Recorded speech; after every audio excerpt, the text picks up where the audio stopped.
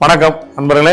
நீங்கள் உங்களுடைய குலதெய்வ கோயிலுக்கு போகும்போது 1 கிலோ பச்சரிசி, 1 கிலோ கரும்பு சர்க்கரை, 1 கிலோ கோதுமை ரவை, இது மூணையும் எடுத்துகிட்டு போய் கோயிலில் கொண்டே வச்சு மூணையும் ஒரே பாத்திரத்தில் ஒன்றா கலந்து கோயிலில் சுவாமிக்கு முடிஞ்சால் நெய்வேத்தியம் பண்ணுங்க. இல்லை நெய்வேத்தியம் பண்ண முடியல அப்படின்னா 2 கையாலையும் அள்ளி கோயில்களை சுற்றி இருக்கக்கூடிய எறும்புகளுக்கு மரத்தடியில் ரொம்ப அடுத்தவங்களை டிஸ்டர்ப் பண்ணுற மாதிரி கோயிலில் போட்டுறாதீங்க.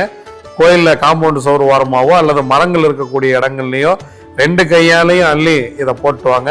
பச்சரிசி, கரும்பு சர்க்கரை, நாட்டு சர்க்கரைன்னு சொல்லுவோம், ப்ரௌன் சுகர் நாட்டு சர்க்கரைன்னு சொல்லுவோம், இந்த கோதுமை ரவை நம்ம உப்புமா பண்றோம்ல இந்த ரவை, இது மூன்றும் நம் கர்மாவை தீர்க்க வல்லது. இதை மூணையும் கலந்து எறும்புகளுக்கு கொடுக்கும் பொழுது இதை 1 கிலோ கலந்தீங்கன்னா 3 கிலோ, இதை 3 கிலோ கிட்டத்தட்ட ஒரு 30 லட்சம் எறும்புகள் சாப்பிடலாம். 30 லட்சம் பேருக்கு அன்னதானம் பண்ணா இன்னைக்கு எவ்வளவு செலவாகும்னு யோசனை பண்ணி பாருங்க.